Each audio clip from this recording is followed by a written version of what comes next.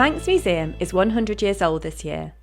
It is home to an extraordinary collection of artefacts and archives that help tell the story of the Isle of Man and its people.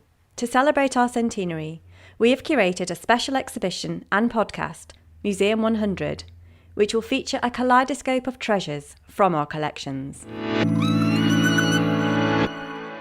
I'm Matthew Richardson and I'm Curator of Art and Social History at Manx Natural Heritage.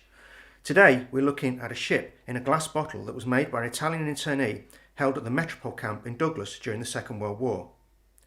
Unlike the situation in the First World War, this time there were no purpose-built camps. The authorities requisitioned blocks of hotels and put barbed wire fences around them.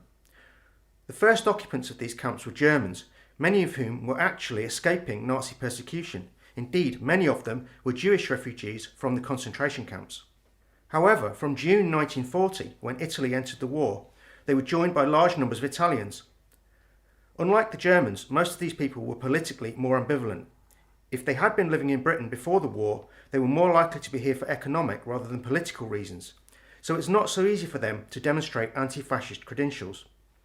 Indeed, many had belonged to so-called dopolavoro after-work clubs which had been sponsored by the Italian Fascist Party, so they were viewed with some suspicion by the authorities. The other large group among the Italians were merchant sailors. Many Italian merchant ships were seized in British ports or on the high seas, and their crews were taken to the Isle of Man camps. Consequently, large numbers of ships in bottles were made here and bartered for cigarettes or other items from the local population. If we are lucky, the sailor has left his name somewhere on the bottle, and from surviving shipping records, we're sometimes able to build up quite a detailed picture of his career.